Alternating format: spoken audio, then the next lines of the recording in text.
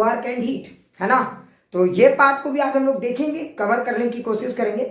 लेकिन पहले हम लोग कोशिश ये करेंगे कि बेहतर तरीके से एंट्रोपी को आज हम लोग केल्विन, प्लैंक और क्लॉसियस स्टेटमेंट के नजर से देखें।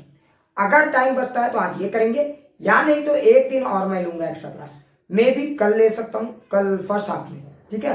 तो कल मैं एंट्रोपी को किसी भी तरीके से कल बीच में दोपहर में मैं क्लास लूंगा, ये कंफर्म लो। तो कल हो सकता है दोपहर में एक्स्ट्रा ज्ञान की बातें करेंगे, हीट और वर्क क्या होता है, स्टैटिस्टिकल मैकेनिक्स कैसे इन्वॉल्व है इसमें, ठीक है, एंट्रोपी को ये करने में, तो यहाँ पे बात करेंगे। लेकिन आज हम लोग फिजिक्स का एकदम बेसिक ज्ञान और केमिस्ट्री का बेसिक ज्ञान पे चर्चा करेंगे, ठीक है। तो चलो एकदम आराम से देखेंगे, हॉटपॉट नहीं करना। याद करो मैंने बताया था कि कोई भी चीज है ना, जब आप हीट को देखते हो पहला ये समझो कि एंट्रोपी क्यों जरूरी है ना। तो मैंने बता दिया था एंट्रोपी क्या करता है, एनर्जी को डिफरेंशिएट करता है कि कौन सी अच्छी एनर्जी है और कौन सी खराब एनर्जी है ना। एंट्रोपी क्या है, एनर्जी है। जैसे जस्ट लाइक एंट्रोपी ऐसे समझ लो आज के समय में वैक्सीन जैसा है ना। वैक्सीन तुम जानते हो, वैक्सीन तो वैक्सीन है, तो एनर्जी एनर्जी है। लेकिन वैक्सीन और एनर्जी में क्या खास बात है, तुम ध्यान से देखो, दोनों की एफिकेसी अलग हो जाती है, टेम्परेचर पे डिपेंड करती है ना।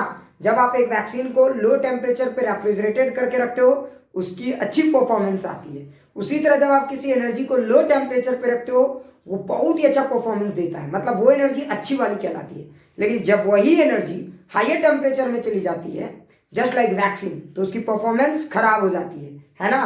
तो उसी तरह से जब आप किसी एनर्जी को हायर टेम्परेचर पर रखते हो तो उसकी भी परफॉर्मेंस खराब हो जाती है, ठीक है। हाँ बिल्कुल। तो आज हम लोग इसी मुद्दे पे बात करेंगे कि एंट्रोपी बेसिकली क्या है। तो याद रखेंगे, एकदम आराम से समझेंगे। मैंने आपको पिछले क्लास में बताया था, याद करो। अगर ये हमारे पास एक सिस्टम है, ध्यान से सुनेंगे, मान लो ये हमारे पास एक सिस्टम है, तो आप अगर इस सिस्टम में हीट को ऐड करते हो तो बताओ क्या होगा, इसकी एंट्रोपी बढ़ेगी कि घटेगी? फटाक से बताओ, सिस्टम की एंट्रोपी बढ़ेगी कि घटेगी? फटाक से बताओ। एंट्रोपी इंक्रीजेस और डिक्रीजेस। हाँ, अगर आपने हीट ऐड किया सिस्टम में, when you add heat to the system, entropy of the system increase or decrease? obvious सी बात है, इंक्रीज करेगी एकदम। किसी को शक नहीं होना चाहिए कि why entropy of the system is going to increase, ये शक नहीं होना चाहिए, क्योंकि heat is just like bomb, वो एक बॉम्ब की तरह काम करता है ना। अच्छा, जब आपने इसको ऐड कर दिया तो एंट्रोपी बढ़ जाएगा। तो डेल एस क्या लिखते हैं हम लोग, याद करो, क्यू बाई टी। मैंने ये बताया था। लेकिन एक सेकंड, कुछ लोग ये सवाल मुझसे पूछ रहे होंगे कि सर ये जो आपने हीट को ऐड किया ये इतना कम हीट है कि टेम्परेचर नहीं बढ़ना है। ध्यान देंगे, ये सब मैं पिछले क्लास में डिस्कस कर चुका हूं। अब आगे बढ़ते हैं। अच्छा एक बात बताओ, सिस्टम की एंट्रोपी तो बढ़ी, मैं मानता हूं, लेकिन बताओ यहाँ पे किसकी एंट्रोपी घट गई है? सिस्टम और सराउंडिंग है, तो बताओ सिस्टम की एंट्रोपी बढ़ गई, जरा फील करना। सिस्टम की एंट्रोपी बढ़ गई, मैं मानता हूं, तो किसकी एंट्रोपी घट गई? फटाक से बताओ, सिस्टम या सराउंडिंग? सराउंडिंग की एंट्रोपी घट गई, है ना। तो सराउंडिंग से हीट गया है, तो तुम ध्यान से देखोगे तो सराउंडिंग की एंट्रोपी क्या हो गई? डिक्रीज कर गई। और सिस्टम की एंट्रोपी क्या हो गई? बड़ा मजेदार बात है, इंक्रीज कर गई। मानते हो कि नहीं? यानी इसका मतलब ये हुआ कि एक तरफ तो एंट्रोपी घट रही है और दूसरी तरफ बढ़ रही है। क्या ये लॉ ऑफ एंट्रोपी को वायलेट कर रहा है? बिल्कुल नहीं। तुम ध्यान से देखो तो तुम बोलोगे सर यहाँ तो सिस्टम की एंट्रोपी बढ़ रही है, सराउंडिंग की घट रही है, जबकि हम तो पढ़े हैं कि एंट्रोपी नेवर डिक्रीजेस। ऐसा नहीं पढ़े, तुमने क्या पढ़े हो? Entropy of the universe, universe की एंट्रोपी कभी डिक्रीज नहीं करेगी, ये आपने पढ़ा है ना। किसी एक पॉइंट में एंट्रोपी घट सकती है, तो ऑन द सेम साइड, और आप उसी समय देखोगे कि किसी पॉइंट में एंट्रोपी बढ़ रही है। जैसे यहाँ पे देखो, सिस्टम की एंट्रोपी बढ़ रही है और सराउंडिंग की घट रही है। अच्छा, एक की बढ़ रही है, एक की घट रही है, किसका ज्यादा तेजी से हो रहा होगा? घटने वाला या बढ़ने वाला? सबसे ज्यादा तेजी से किसका एंट्रोपी में चेंज आ रहा होगा? बढ़ने वाला या घटने वाला? ज्यादा तेजी से कौन चेंज हो रहा है, बढ़ने वाला या घटने वाला? फटाक से बताओ, कौन सी एंट्रोपी? तो बढ़ने वाली एंट्रोपी ज्यादा तेजी से बढ़ रही है। मतलब बड़ा खास बात है, तुम ऑब्जर्व करोगे कि जब एंट्रोपी बढ़ती है ना तो इसकी सराउंडिंग की सिस्टम की क्या हो रही है? बढ़ रही है। इसका ज्यादा तेजी से बढ़ेगा सिस्टम का, और सराउंडिंग का क्या होगा? घटेगा। तो साइंटिस्ट ने ये एक बड़ा ही अद्भुत चीज देखा पूरे यूनिवर्स में। साइंटिस्ट ने इसको, जैसे होता है, देखो मैं एक बात बताता हूँ, फिजिक्स में करते क्या है लोग, है ना। अच्छा एक चीज, और एक दो बंदे बहुत डिफिकल्ट मैथमेटिक्स में रहते हैं। मैं एक जनरलाइज स्टेटमेंट है, अभी मैं क्लास खत्म होगा तुरंत भेज दूंगा, तुम उस स्टेटमेंट को पढ़ के समझ जाओगे कि व्हाट बेसिकली फिजिक्स इज, है ना, according to some great scientist, ठीक है। उसको भी मैं भेजूंगा। फिजिक्स में आप करते क्या हो ये समझो। फिजिक्स में देखो, अच्छा एक बात बताओ, फिजिक्स जो दुनिया चल रहा है उसका नियम को हमने बनाया या किसी और ने बनाया, ये पहले बताओ। जो दुनिया चल रहा है उसका नियम हमने बनाया है क्या, ये बताओ। नहीं, बिल्कुल नहीं, इसको बनाया किसी और ने, और वो कौन है, नेचर, है ना। जब आप उसको नहीं समझ पाते तो आप ही उसे बड़े प्यार से खुदा, अल्लाह, God and something like that आप उसको कहना शुरू कर देते हो। बिल्कुल बिल्कुल, नेचर क्या कर रहा है, पूरा गेम चला रहा है ना, पूरे यूनिवर्स चल रहा है। हम क्या कर रहे हैं, हम कुछ नहीं कर रहे, साइंटिस्ट क्या कर रहे हैं, उस गेम को बहुत क्लोजली मॉनिटर कर रहे हैं। जैसे अगर कोई चेस का गेम चलता रहता है, अगर आप उस चेस के गेम के आप कुछ भी जानते नहीं हो, फिर भी अगर आप बहुत दिनों तक ऑब्जर्व करोगे तो आपको इतना तो जरूर समझ में आ जाएगा कि जो घोड़ा है वो एल चल रहा है ना। मैं क्या कहना चाह रहा हूँ, समझ में आ रहा है।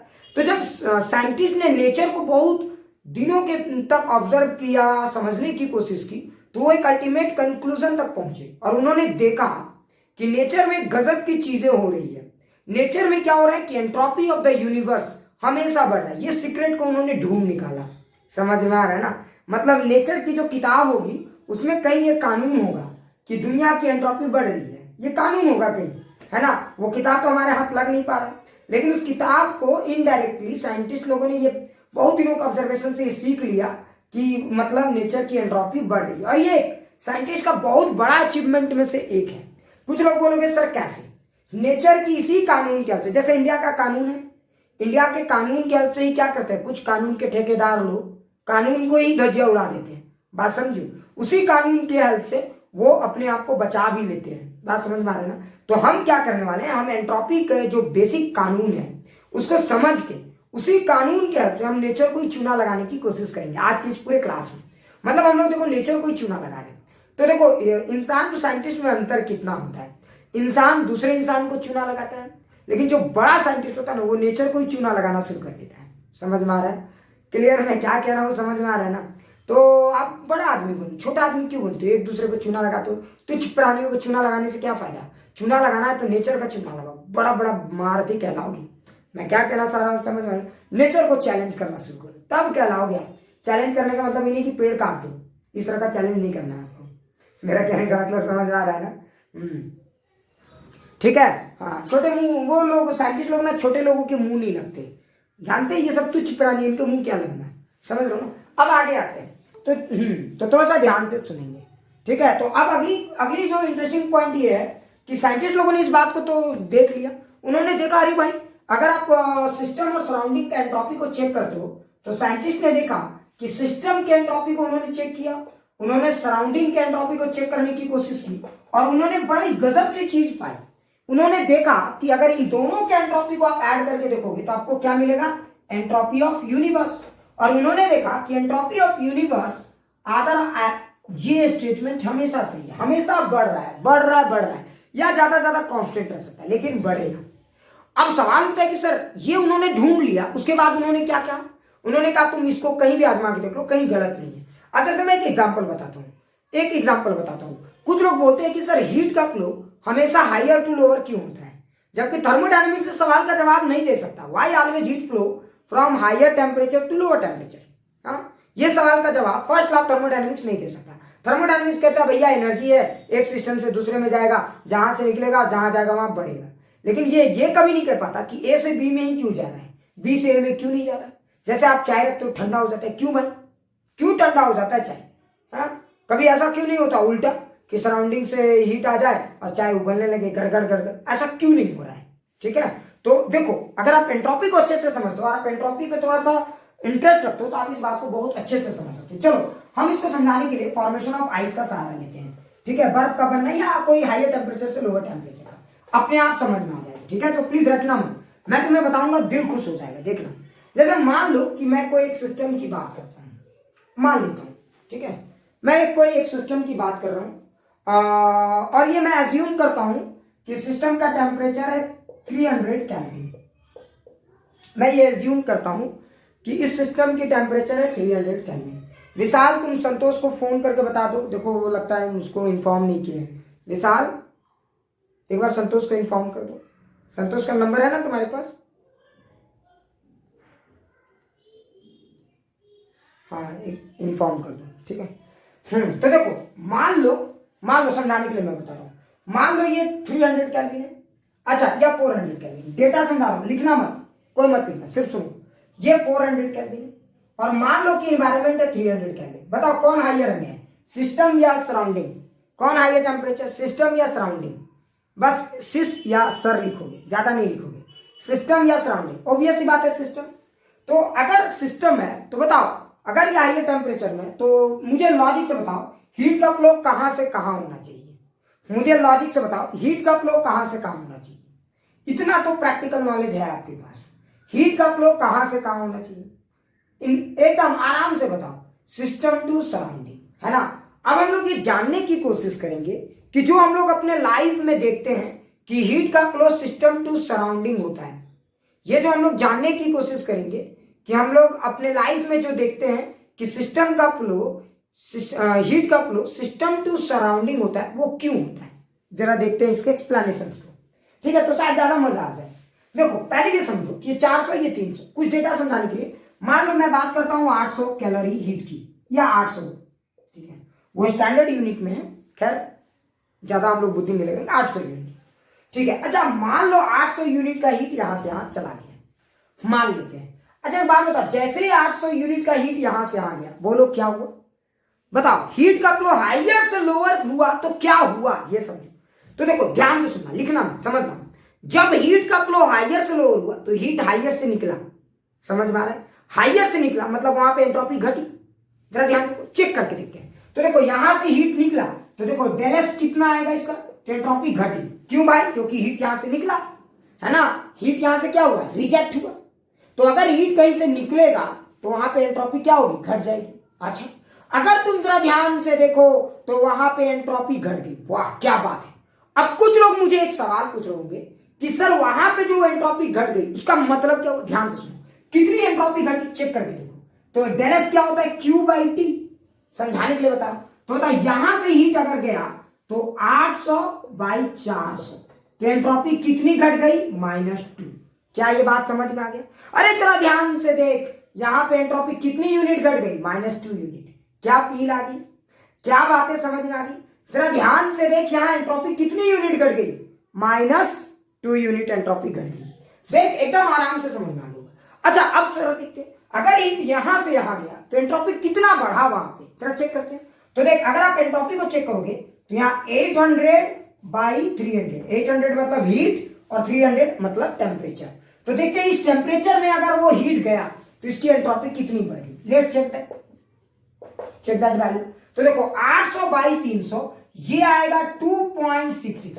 अरे भाई देख यहां पे एंट्रोपी बढ़ी, यहां घटी, लेकिन तुमने एक चीज ध्यान दिया, होगा, यहां जितना घटा है उससे कहीं ज्यादा बढ़ा है, नेट एंट्रोपी प्लस आया है।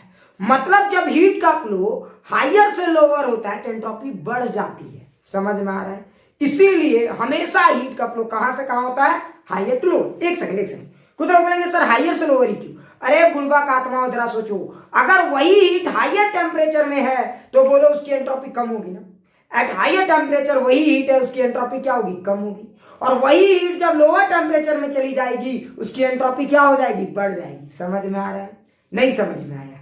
आया कि नहीं आया समझ में? तो ध्यान से देखो, हीट वही है, समझो, लेकिन जब हीट हाइयर टेम्परेचर में है उसकी क्या है, एंट्रोपी कम है। समझ में आ रहा है? और जैसे ही वो हीट लोअर टेम्परेचर में चली गई उसकी एंट्रोपी क्या है, ज्यादा है। समझ में आ गया? क्लियर? मतलब हीट की परफॉर्मेंस, ध्यान से देखो, एंट्रोपी ओवरऑल बढ़ गई। समझ में आया कि नहीं आया? अरे बोल, समझ में आया कि नहीं आया? तो तुम ध्यान से देखो, एंट्रोपी क्या हो गई, ओवरऑल बढ़ गई। समझ में आया? सर हाँ बिल्कुल, टेम्परेचर केल्विन में ही लेंगे, बिल्कुल टेम्परेचर केल्विन में लेंगे शशांक, इसमें तो कंफ्यूज नहीं होना है, हाँ, क्योंकि टेम्परेचर अकेले। क्या ये बात सबको समझ में आ गई? तो तुम जरा ध्यान से देखो, जब हीट का फ्लो, समझ में आ रहा है ना, हाइयर से लोअर हुआ तो देखो जितनी एंट्रोपी घटी उससे कहीं ज्यादा एंट्रोपी बढ़ गई। समझ में आ गया? दैट्स व्हाई हम कहते हैं कि कोई भी चीज, तुम उठा देखो, चाय का ठंडा होना भी यही कारण है।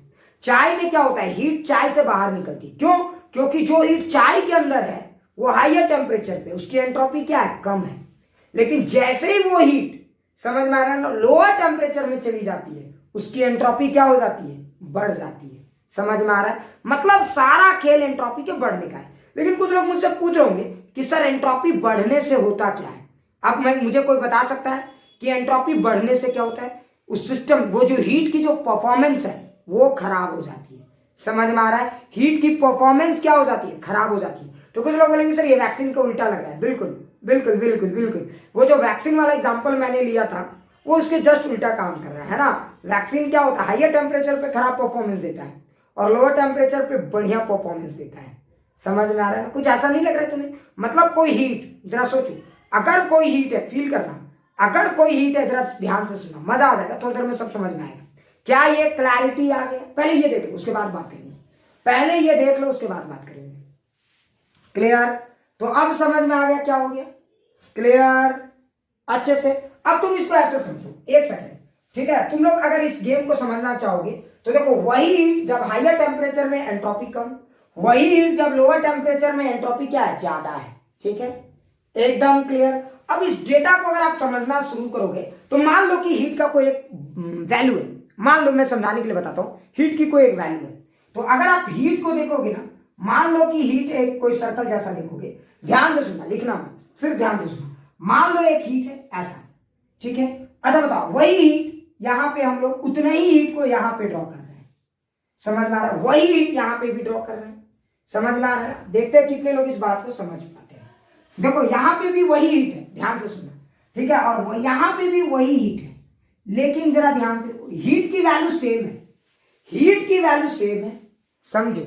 लेकिन लेकिन लेकिन बताओ, अब कुछ लोग अभी इस पिक्चर को शायद नहीं समझ सकते, एक और एग्जांपल लेता हूं तब ज्यादा बेहतर समझ में आएगा। अभी रुक जाओ, ये बहुत ही फेमस पिक्चर है, ठीक है? ये पिक्चर एक्चुअली बीबीसी के साइंस पार्ट से उठाया गया पिक्चर है, जो एंट्रोपी का बड़ा अच्छा फीलिंग कराता है। तो उसको थोड़ा सा एक और पिक्चर लेते हैं तब सब समझ में आएगा। तो पहले ये बताओ, हीट का एंट्रोपी ज्यादा कहां होता है? लोअर या हाइयर? फटाक से बताओ, हीट की एंट्रोपी ज्यादा कहां होती है? लोअर या हाइयर? लोअर में एंट्रोपी ज्यादा होती है। That's why always heat flows from higher to lower, ताकि एंट्रोपी बढ़ जाए। That's why always heat flows from higher to lower, ताकि एंट्रोपी बढ़ जाए। अब तुम लोग एक स्टेटमेंट सुनोगे, जो लोग 12th के हो गए वो तो शानदार, इवन आईआईटी के सबसे तगड़े सवाल भी इसी कंसेप्ट से बनाए जा सकते हैं, ठीक है? अच्छा आप बताओ, ये समझ में आ गया? Why heat flows from ice to environment, ये समझ में आ गया? हीट का फ्लो आइस से एनवायरमेंट की तरफ क्यों होता है, ये समझ में आ गया? एकदम क्लियरली समझ में आ गया। उल्टा क्यों नहीं हो सकता, ये समझ में आ गया? उल्टा क्यों नहीं हो सकता, ये समझ में आ गया? उल्टा इसलिए नहीं हो सकता क्योंकि अगर उल्टा पॉसिबल होगा मतलब एंट्रोपी बढ़ने के बजाय क्या होगा? घट जाएगा, और जो कि इम्पॉसिबल है। समझ में आ रहा है? अब मैं तुम्हें एक बहुत ही अच्छा बात बताता हूं, देखो ध्यान दो। अब आ जाओ सेकंड लॉ ऑफ थर्मोडायनेमिक्स में, जो किताबी ज्ञान है, ठीक है? अगर आप किताबी ज्ञान की तरफ बात करो, किताब में थोड़ा सा फोकस पेड करो, तो किताब में लिखा हुआ है दो स्टेटमेंट है, Kelvin and Planck statement and Clausius statement. तो थोड़ा सा एनालाइज करते हैं, कैल्विन और प्लैंक स्टेटमेंट क्या है। कैल्विन एंड प्लैंक स्टेटमेंट, है ना? देखो एक और चीज याद रखना, तुम लोग को कोई ये सब बात बताएगा नहीं, ठीक है? ये स्टेटमेंट क्या है, एकदम रट्टा मत मारना, ठीक है? और एक और स्टेटमेंट है क्लॉसियस स्टेटमेंट, ठीक है? ये बड़े इंपॉर्टेंट है। What is Kelvin and Planck statement and what is Clausius statement? ये सेकंड लॉ ऑफ थर्मोडायनामिक्स के अंदर दो अलग अलग स्टेटमेंट है। अच्छा बताओ, क्या ये दोनों स्टेटमेंट लॉजिकली एक चीज है या अलग है? तुम पूरे स्टेटमेंट को सुनो और फिर मुझे बताना, अगर सेम है तो क्यों, और अगर अलग है तो क्यों। देखो कैल्विन बाबा क्या कहते हैं, कैल्विन बाबा कहते हैं और ये प्लैंक बाबा, कि दुनिया में ऐसा कोई इंजन नहीं बना सकते आप, कोई इंजन नहीं बना सकते। It is impossible to design a engine, ऐसा कोई इंजन नहीं बना सकते जो सारी की सारी हीट को किस में बदल दे? वर्क में। मतलब आज दुनिया में ऐसा कोई इंजन नहीं है जो पेट्रोल की जितनी एनर्जी वैल्यू है, कैलोरीफिक वैल्यू है, वो सारी कैलोरीफिक वैल्यू आपको चलाने में लग जाए, ऐसा कोई इंजन दुनिया में है ही नहीं। समझ में आया? ये कौन कहता है? Kelvin and Planck. तो ध्यान से सुनो, कैल्विन एंड प्लैंक क्या कहते हैं? It is impossible to design a engine which can convert 100% heat into work. मतलब आप ऐसा कोई इंजन बनाएंगे। अच्छा चूंकि ये लोग साइंटिस्ट हैं तो इंजन के डिजाइन में जाएंगे नहीं, फिजिक्स वाले लोग इंजन के डिजाइन में नहीं जाते। फिजिक्स वाले लोग बताते हैं कि ये तुम कर ही नहीं सकते। फिजिक्स वाले लोग क्या बताते हैं? फिजिक्स और टेक्नोलॉजी में क्या अंतर है, आज ये भी चीज सीख लो, ठीक है? फिजिक्स और टेक्नोलॉजी में आज क्या अंतर होता है, आज क्या इस एग्जाम्पल से आपको और कोई बेहतरीन एग्जाम्पल मिल ही नहीं सकता कि फिजिक्स और टेक्नोलॉजी में कितना अंतर है। ये आज बताऊंगा मैं। तो जैसे मान लो कोई साइंटिस्ट बोल दिया कि तुम ये कर सकते हो। जैसे टेक्नोलॉजी वाले लोग गए, पूछा भैया ये किया जा सकता है, साइंटिस्ट बोला चलो को हम सोच के बताते हैं, जोड़ घटा के बोला हाँ किया जा सकता है, ऐसा पॉसिबल है, आप वो तुम करके देखो, वो उनके बस की बात नहीं। लेकिन साइंटिस्ट ने अगर बोल दिया ये इम्पॉसिबल है, तो तुम कितनों मर जाओगे, नाक रगड़ लोगे, टेक्नोलॉजी वाले लोग उसको पॉसिबल नहीं बना सकते। क्या जो मैं कह रहा हूं समझ में आ रहा है? तो टेक्नोलॉजी वाले लोग क्या कर सकते हैं? तो टेक्नोलॉजी वाले लोग फिजिक्स जिसको फिजिबल बोलता है उसको प्रैक्टिकल करके दिखाते हैं। समझ में आया? जैसे केल्विन एंड प्लैंक ने क्या किया, तो Kelvin and Planck basically scientist है, तो आप इंजन के डिजाइन में नहीं जाओगे, तो फिर आप करोगे क्या? तो केल्विन एंड प्लैंक क्या बोलते हैं कि आप कोई इंजन ले लीजिए, आप उसमें अगर हीट देते हो या कोई एनर्जी देते हो और आप सोचते हो कि ये इंजन हमको 100% वर्क करके दे दे, ऐसा हो ही नहीं सकता। ऐसा दुनिया में कोई इंजन नहीं है जो आपको 100% वर्क परफॉर्म करके दे। मतलब केल्विन एंड प्लैंक कहते हैं it is impossible to design engine, आपको इंजन बना ही नहीं सकते which can convert all heat into work, जो सारे के सारे हीट को वर्क में बदल दे, ऐसा कोई इंजन बना ही नहीं सकते। ये कौन कहता है आपको? Kelvin and Planck. अच्छा, उधर एक और साइंटिस्ट है, ठीक है, जिसका नाम है क्लासियस। ठीक है, क्लासियस बाबा कहते हैं, अच्छा आपको तो पर डे का एक एक्सपीरियंस है, heat always flows from higher to lower. अच्छा एक बात बताओ, हीट को हायर टेम्परेचर से लोअर टेम्परेचर में फ्लो करवाने के लिए आपको कोई मेहनत करना पड़ता है या अपने आप हो जाता है? सोचो, हीट अपने आप हायर से लोअर में जाता है या आपको मेहनत करना पड़ता है? ये स्पॉन्टेनियसली हो जाता है या आपको मेहनत करना पड़ता है? बताओ, ये अपने आप हो जाता है। जो चीज अपने आप होता है दैट इज कॉल्ड स्पॉन्टेनियस। समझ में आ रहा है ना? स्पॉन्टेनियस का मतलब क्या हुआ? तो स्पॉन्टेनियस का मतलब ये नहीं होता कि कितना फास्ट और कितना slow, that is the point, you need to understand. अब एक बच्चा अपने आप 2 मिनट पढ़ रहा है, अपने आप पढ़ा ना भाई, 2 मिनट पढ़ा कि नहीं, वो स्पॉन्टेनियस है। लेकिन कोई गार्जियन 4 जूता मार के उसको पढ़ा रहा है, that is not spontaneous process. समझ में आ रहा है? जैसे समझ में आ रहा है ना? क्लियर? हाँ, मेरे घर में मेरे बच्चे जो है स्पॉन्टेनियसली पढ़ाई नहीं करते, समझ रहे हो ना? पढ़ते जाता है कि कम पढ़ते मैं नहीं कह सकता, लेकिन जब लतम जुतम चलता है तब पढ़ते। तो इसका मतलब क्या हुआ? वो स्पॉन्टेनियस नहीं है। समझ में? स्पॉन्टेनियस का मतलब होता है जो खुद से, स्वेच्छा से, आप खुद अपनी इच्छा से जो काम करते हो, दैट इज कॉल्ड स्पॉन्टेनियस। आप एग्जाम के प्रेशर से पढ़ रहे हो, दैट इज नॉट स्पॉन्टेनियस। समझ में आ रहा है ना? अब हम लोग जो पढ़ाई करेंगे दैट इज स्पॉन्टेनियस। समझ में आ रहा है ना? अभी कहा नहीं जा सकता कि आप स्पॉन्टेनियस प्रोसेस कर रहे हो या नॉन स्पॉन्टेनियस, अभी आपके बारे में कहा नहीं जा सकता। खैर, कुछ समझ गए? तो जो अपने आप होता है दैट इज कॉल्ड स्पॉन्टेनियस। कोई बच्चा अपने आप पढ़ रहा है that is called spontaneous reading. समझ में आ रहा है? तो देखो, हीट का फ्लो हायर से लोअर अपने आप होता है, that is called spontaneous process. तो ये प्रोसेस हम लोग क्या कहते हैं? Spontaneous process. और ये स्पॉन्टेनियस है भी। लेकिन देखो, क्लासियस कहते हैं, अच्छा कभी तुमने सोचा कि हीट का फ्लो हायर से लोअर तो हो जाता है, इधर से तो इधर होता है, क्या कभी ऐसा तुमने देखा है कि हीट का फ्लो लोअर से हायर हो जाए? क्या इसका उल्टा अपने आप होता है या नहीं? कहीं ऐसा देखा है? हीट का फ्लो अपने आप लोअर से हायर हो जाए, ऐसा कहीं देखा है क्या? ऐसा? अच्छा बताओ, कोई एक ऐसा डिवाइस बताओ जहां हीट का फ्लो अपने आप लोअर से हायर होता है, कोई ऐसा डिवाइस जहां हीट लोअर टेम्परेचर से हायर टेम्परेचर की तरफ जाता है? हाँ, आप यूज करते हो ये 2 डिवाइस, अपने आप नहीं जाता लेकिन जाता करता है। ऐसा कोई डिवाइस आपने देखा है? बाद में बात करेंगे। लोअर से हायर हीट को फ्लो करवाते हुए कोई डिवाइस? बिल्कुल, आपने देखा होगा फ्रीज, एसी। समझ में आया ना? एसी में क्या होता है देख लो, आपका रूम ठंडा होता है और जब एसी जहां हवा बाहर फेंकता है, मान लो आप देखोगे कि ये आपका रूम है और ये एसी का ये लगा हुआ है सिस्टम, तो आप देखोगे ये टेम्परेचर, रूम का टेम्परेचर कम है, बाहर का टेम्परेचर हाई है। एसी क्या करता है? हीट को लोअर से हायर की तरफ उठा के पटकता है। एसी बेसिकली क्या करता है? हीट को लोअर से हायर की तरफ उठा के पटकता है। ये करता है कि नहीं? मतलब ऐसे डिवाइसेस हैं मार्केट में जो हीट को लोअर से हायर टेम्परेचर पे ले जाते हैं। अच्छा, एसी आप देखो, फ्रीज भी देखो, उसका चैम्बर अंदर का ठंडा रहता है और वो क्या करता है? हीट को लोअर से हायर की तरफ उठा के पटक देता है। समझ रहे हो ना? मतलब ऐसे डिवाइसेस हैं हमारे पास जो हीट को लोअर से हायर की तरफ ले जाते हैं, हमारे पास ऐसे डिवाइसेस। लेकिन अब सवाल यह है कि अगर ऐसे डिवाइसेस हैं हमारे पास तो अब आगे क्या? समझ में आ रहा है? क्या तुमने देखा है कि ऐसे डिवाइसेस अपने आप हीट को हायर से लोअर से हायर की तरफ ले जाते हैं, या कुछ लगता है इसमें? ये अपने आप करता है क्या? एक घर में फ्रिज ला के लगा दिया, वो अपने आप लोअर से हायर में ले जाता है? कभी नहीं। देखना, हर फ्रिज के साथ, हर एसी के साथ एक पुच्छी आता है, मतलब तार आता है जो प्लग लगाना पड़ता है, अपने आप नहीं ले जाता है। समझ में आ रहा है ना? अपने आप होता है क्या? लेकिन देखना, आपका फ्रिज अपने आप ठंडा जरूर हो जाता है, गर्म हो जाता है, अपने आप गर्म हो जाता है। देखो, आप अपने फ्रिज को ठंडा रखे हो, फिर कुछ देर स्विच ऑफ कर दो, अपने आप हीट का फ्लो हायर से लोअर हो जाता है। लेकिन जब तुम इसको ठंडा करना चाहते हो, मतलब हीट को बाहर निकालना चाहते हो, अपने आप ये नहीं होता। समझो? तो आपका फ्रिज अपने आप गर्म तो हो जा रहा है, मतलब हीट अंदर जा रहा है, लेकिन अपने आप ठंडा नहीं हो रहा, मतलब अपने आप हीट बाहर नहीं आ रहा है। इसका क्या मतलब है, जरा समझो। तो इसका ये एक बात तो तय है कि हीट का फ्लो लोअर से हायर होता है, लेकिन अपने आप नहीं होता। और क्यों नहीं अपने आप होता, ये भी हम लोग समझेंगे। और साइंटिस्ट देखो क्या चालबाजी की। अब मान लो इंजीनियर लोग गए, पूछे साइंटिस्ट को, भैया क्या करे कि अपने हमको मान लो हीट का फ्लो करवाने का मन है, हम चाहते कि चाय जो खोल रहा है और खोले, इन्वायरमेंट से ही एनर्जी लेके चाय खोलने लगे, क्या कर सकते हैं इसके लिए? समझ में आ रहा है? क्या कर सकते हैं इसके लिए हम? तो साइंटिस्ट बताते हैं कि क्या कर सकते हो। तो क्लॉसियस स्टेटमेंट इसी के रिगार्डिंग कहता है, अगर आपको हीट का फ्लो करवाने का मन लोअर से हायर है, तो क्लॉसियस बाबा क्या कहते हैं कि अपने आप हीट का फ्लो हायर लोअर से हायर नहीं हो सकता। समझ में आ रहा है? आप चाहोगे कि कोई ऐसा मशीन बना दे जो हीट का फ्लो अपने आप लोअर से हायर कर दे?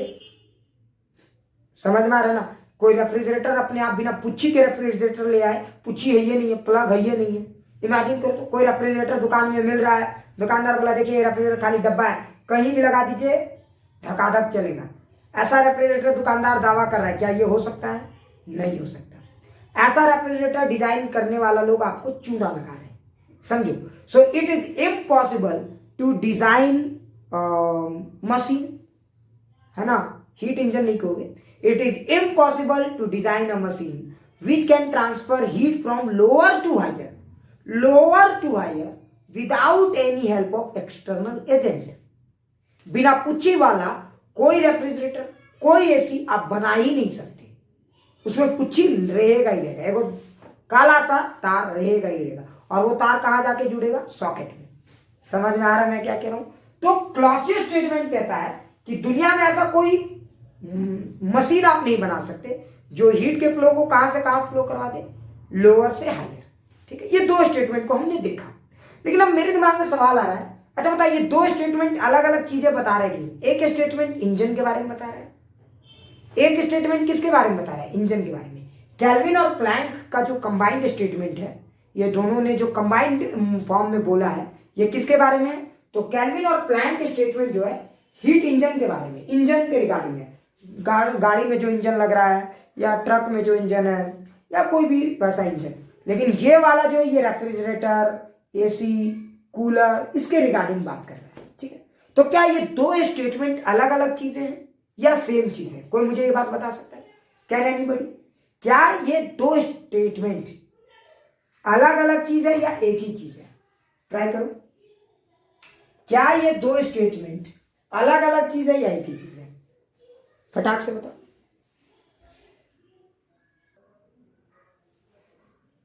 समझ में आया? तो तुम ध्यान से देखो, ये जो केल्विन स्टेटमेंट और क्लॉसियस स्टेटमेंट, ये दो अलग अलग स्टेटमेंट है ही नहीं। सच बोलूं तो ये दो अलग अलग प्रैक्टिकल डिजाइन की तरफ तो जरूर आपको ले जा रहे हैं, इसलिए आपको मिसलीडिंग लग रहा है ये कि ये दो अलग अलग चीजें। सच बोलूं तो ये एंट्रोपी के ही चट्टे बट्टे हैं। मतलब इन दोनों को एंट्रोपी, ये इन दोनों के बाल है, केस है। केल्विन एक केस, प्लैंक दूसरा, क्लॉसियस तीसरा, गिब्स चौथा, समझ में, हेल्महोल्ट्ज पांचवा। ये सब अलग अलग केसेस हैं। लेकिन अगर आपने एंट्रोपी को फील कर लिया ना, तो पूरा मुंडी आपको मिल जाएगी। मतलब एक सिक्के के दो पहलू हो सकते हैं। सिक्का वही है, एंट्रोपी वाला सिक्का, उसकी वैल्यू 1 रुपया है तो एंट्रोपी है उसकी वैल्यू। तो इधर से देखोगे तो केल्विन एंड प्लैंक स्टेटमेंट, इधर से देखोगे तो क्लॉसियस स्टेटमेंट। बट एक चीज याद रखना, सिक्का में अगर हेड है तो टेल भी दिखेगा ऑन एंड एवरेज। क्योंकि अगर सिक्का में सोचो, सिक्के की वैल्यू खत्म हो जाएगी अगर कोई एक पार्ट गायब, ऐसा हम कह सकते हैं ना। उसी तरह से सोचो, अगर पता है अगर एक स्टेटमेंट वैलिड है तब दूसरा सही है, अगर पहला वैलिड है तब दूसरा वैलिड है, और अगर पहला गलत हो गया ना तो दूसरा किसी कीमत पे सही नहीं हो सकता। ये भी गलत होना पड़ेगा, क्योंकि दोनों एक ही थाल के चट्टे बट्टे हैं। समझ में आ रहा है? दोनों का डीएनए एक है, एंट्रोपी वाली डीएनए है। समझ में आ रहा है? खाली आपको अपीयरेंस अलग है, जैसे दो भाई देखने में अलग लगते हैं, लेकिन डीएनए बहुत हद तक सेम होता है। बात समझो, 95-97% तक डीएनए सेम होते हैं। समझ में आ रहा है मैं क्या कह रहा हूँ? उसी तरह ये दो अलग अलग देखने में लग रहा है, आपको मिसलीडिंग कर रहा है। अरे एक इंजन, एक रेफ्रिजरेटर, लेकिन सच ये है कि दोनों एक ही चीज है। अब हम लोग चलो जरा समझने की कोशिश करते हैं दोनों एक ही चीज कैसे है, और यहीं से एक नया कंसेप्ट और इन्वॉल्व होता है केमिस्ट्री का, गिव्स फ्री एनर्जी। मैं बार बार बोलता हूं कि आप कंसेप्ट को समझें, कभी रटने की जरूरत नहीं पड़ेगी। तो चलो हम लोग सबसे पहले कैल्विन स्टेटमेंट को एनालाइज करते हैं कि आखिर एक्चुअली में है क्या और इसकी वैलिडिटी क्या है ना। सो पहले हम लोग कैल्विन स्टेटमेंट को एनालाइज करेंगे। तो क्या सारे लोग तैयार हो कैल्विन स्टेटमेंट को एनालाइज करने के लिए? एक बार प्लीज यस सर। अच्छा लग रहा है ये टॉपिक या बोरिंग लग रहा है? बताओ, टॉपिक अच्छा लग रहा है या बोरिंग लग रहा है? ईमानदारी से बोलो। ठीक है, आगे बढ़ते हैं। अब हम लोग बात करते हैं, तुम लोग रोज यूज करता है पेट्रोल, कार, बाइक, लेकिन तुम लोग कभी शायद इतना ध्यान ही नहीं देता, है ना। थर्मोडायनेमिक्स केमिस्ट्री में भी तो ये सब चीज पढ़ा ही होगा, तुम लोग पढ़े हो कि नहीं पढ़ो, सच बताओ। चलो मैं तुम्हें अब फील कराता हूं एंट्रोपी, ध्यान से सुनो। चलो हम लोग एक इंजन बनाने की इमेजिनेशन डेवलप करते हैं, ठीक है। हम एक ऐसा इंजन सोचते हैं जो दुनिया का सबसे बेहतरीन इंजन है, जो रिवर्सिबल इंजन है, मतलब free from all kind of defect. उसमें कोई फ्रिक्शन नहीं है, उसमें कुछ भी ऐसा नहीं है, मतलब एकदम बेहतरीन लाजवाब इंजन के बारे में हम सोच रहे हैं, ठीक है। चलते हैं। अब जरा सोचो, अगर हम उस इंजन के बारे में सोच रहे हैं तो उस इंजन को मुझे एनर्जी देने की जरूरत है, हीट, है ना। वो इंजन क्या करेगा? आप कोई भी इंजन को देख लो, मोटा मोटी एक आइडिया लगा सकते हो। आपके पास जो इंजन है, आप पेट्रोल देते हो, पेट्रोल से क्या होता है? हीट में कन्वर्ट होता है, और हीट से आपको वर्क मिलता है। आप जैसे याद करो, अगर आपने गदर मूवी देखी होगी तो आपने देखा होगा लास्ट में वो जो ट्रेन चलता है, तो ट्रेन में क्या होता है? कोयला डाला जाता है भट्टी में लगातार। कोयला को जब आप भट्टी में डालते हो तो वो लोग क्या होता है? उससे हीट जनरेट होता है, और वही हीट से कहीं ना कहीं वर्क लेते हो। अब वर्क कैसे लेते हो? स्टीम का सहारा लेकर, या बहुत सारे टेक्निक है। तो हम लोग कोई डिजाइन प्रोसेस में तो आए नहीं है, तो हम एक मोटा मोटी बात करेंगे, ठीक है। तो देखो इंजन, कोई भी इंजन को देखो, तुम ध्यान से देखो, तुम्हें सब गेम समझ में आए। कोई भी इंजन को देखोगे तो वो ऑपरेट दो चीजों के बीच में होता है। इंजन में एक सोर्स होता है जहां से वो हीट लेता है, उसके पास एक सोर्स होता है कि नहीं? और वो सोर्स एक टेम्परेचर में मेंटेन होता है जहां से वो उसको लगातार हीट मिलता रहे, क्योंकि अगर सोर्स की टेम्परेचर कम हो जाएगी ना तो वो हीट ले नहीं पाएगा। सोर्स की अगर टेम्परेचर कम हो जाएगी तो वो हीट ले नहीं पाएगा। समझ में आ रहा है ना? तो तुम देखो, अब तुम बोलोगे कि सर साइंटिस्ट नेचर को चुना कैसे लगाते हैं? नेचर को एक ही नियम पता है। देखो नेचर को क्या पता, अभी मैं तुम्हें बताऊंगा, तुम खुश हो जाओगे। नेचर हमारे बड़े भाई की तरह है, लेकिन हम लोगों ने नेचर को बुड़बक बनाना सीख लिया है। हमने नहीं, साइंटिस्ट लोगों ने नेचर को बुड़बक बनाना सीख लिया है, और उसमें पूरा साथ देते हैं टेक्नोलॉजी वाले लोग, इंजीनियर लोग पूरा मिल के उसको साथ देते हैं। बोलते भैया आप बताओ तो करना क्या है। इंजीनियर लोग मिल के डिजाइन बना के नेचर को चुना लगा रहे हैं, और आज आपके कार, ट्रेन, ये सब, ये एक अद्भुत नमूना है नेचर को चुना लगाने का। दिखाता हूं कैसे। चलो इसको थोड़ा सा समझने की कोशिश करते हैं कि आप नेचर को चुना कैसे लगा रहे हो। उसके बाद और बताएंगे। इतना ही नहीं, आप नेचर को गजब तरीके से चुना लगा रहे हैं। आप खुद सोच भी नहीं सकते कि आपने नेचर को कितना घाटा दिया हुआ है, ठीक है। वही कभी कभी नेचर बमक जाता है, उसका जब पता चल जाता है कि हम ही को चूना लगा रहा है, तब बमकता है।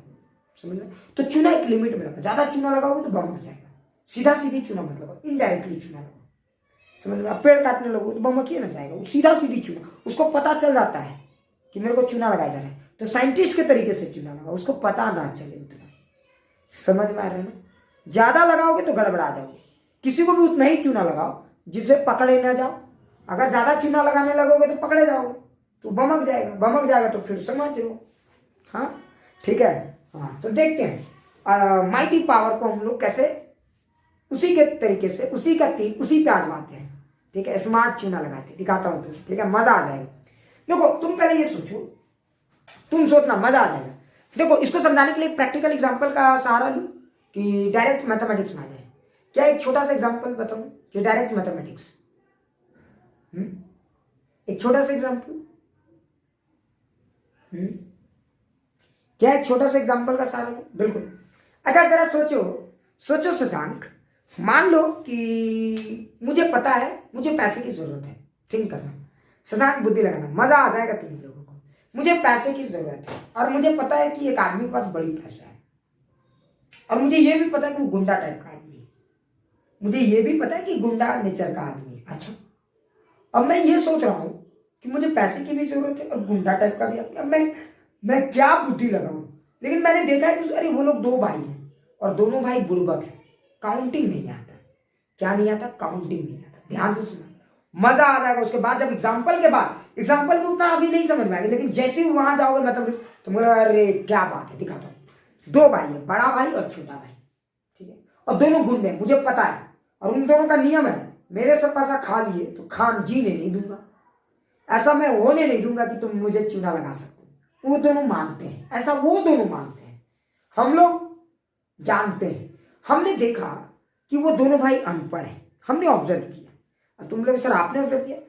मैंने देखा कि जब वो लोग से मैं पैसा मांगने जाता हूँ तो वो लोग मुझे ये कभी पैसा ये देख के नहीं देते थे कि कितना दे रहे हैं, वो खाली नंबर ऑफ नोट्स गिनते हैं। क्या समझ में आया मैं क्या कह रहा हूँ? नंबर ऑफ नोट गिनते हैं। अच्छा, एक नोट, दो नोट, तीन नोट। तो मैं गया बड़े भाई के पास, ठीक है, ध्यान से सुनना। बड़े भाई के पास गया, बोला जनाब हुजूर मुझे पैसे की बहुत जरूरत है। बड़ा भाई बोला कितना चाहिए? उसने क्या किया, मुझे 2-2 हजार के 10 नोट दे दिए। बोला देख भाई मैं तुम्हें 10 नोट दे रहा हूं, मेरे से चालबाजी नहीं करना। मैंने तुम्हें कितने नोट दिए? 10 नोट। अच्छा एक बात बता, लॉजिक देखना, तुम लोग समझ पाते हो कि नहीं? 10 नोट उसने मुझे दिया और बोला देख मैं तुम्हें 10 नोट दे रहा हूं, तुम्हारा अगर तुमको जीना है तो कम से कम 10 नोट देना या उससे ज्यादा देना, उससे कम दोगे पैर हाथ तोड़ के तुम्हें भीख मांगने के लिए लगा दूंगा, ठीक है। उसने क्या बोला? ध्यान से सुनो, स्टेटमेंट ऑन रिकॉर्ड स्टेटमेंट है, ध्यान से सुनो। उसने क्या बोला?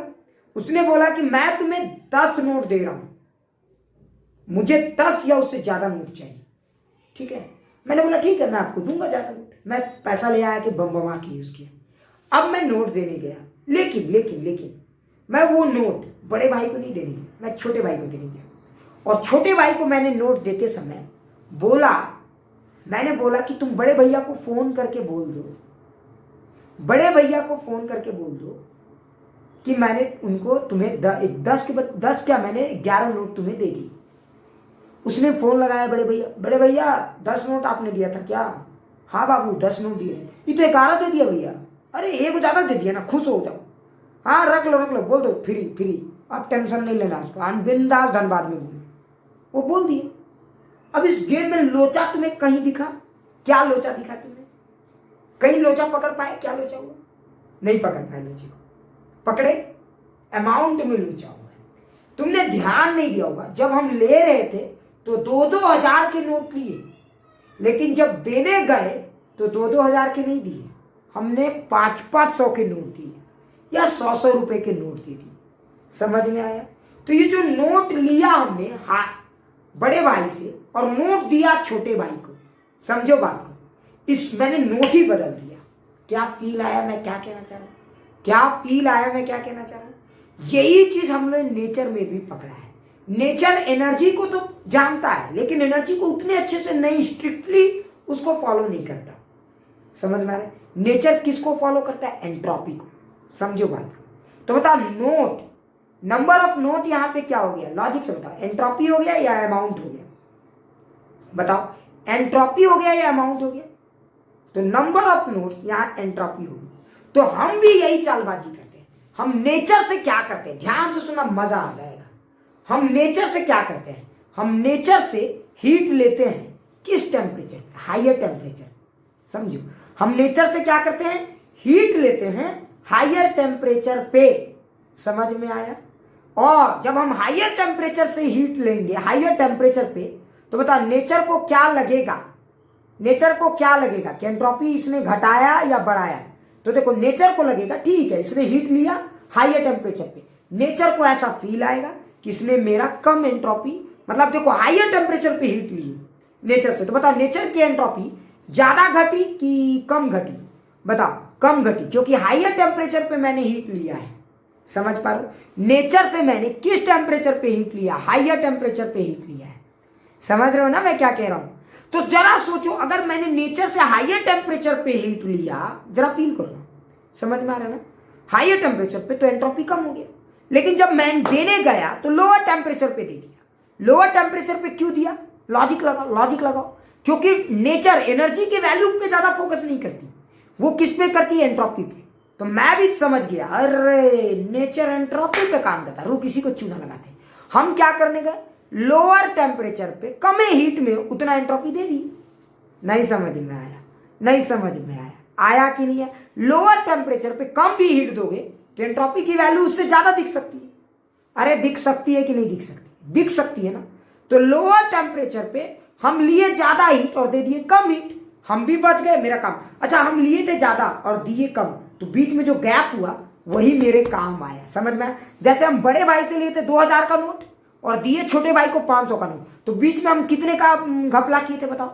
बीच में हम कितने का घपला किए थे? पर नोट पे जाओ के देखो, अमाउंट पे मत देखो, 1500 का घपला किए। लेकिन ऐसा कभी तुम कर सकते हो क्या कि 2000 ले लोगे बड़े भाई से और सब गटक नारायण कर जाओगे? ऐसा कभी कर सकते हो क्या? हाँ, कभी नहीं कर सकते आप, क्योंकि ले लोगे तो आप गटक नारायण कर ही नहीं सकते, आपको कुछ ना कुछ देना ही होगा। समझ में आ रहा है? तो कैल्विन बाबा यही कहते हैं। कैल्विन बाबा कहते हैं कि आप जब सिस्टम से हीट लेते हो ना तो हाइयर टेम्परेचर पे लो, ताकि सिस्टम को ये फील आए, सिस्टम यानी कि यूनिवर्स को ये फील आए कि ये बंदा, इसीलिए जब भी आप हीट लेने की बारी आती है तो क्यों कोयला जला के हीट लेते हो? क्यों कोयला जलने से ही हीट आपको मिलता है? उस समय जो हाइयर टेम्परेचर बनता है उससे जो हीट फ्लो होता है ना, तो वहां पे एंट्रोपी क्या होती है? उतना घटी हुई नहीं दिखती।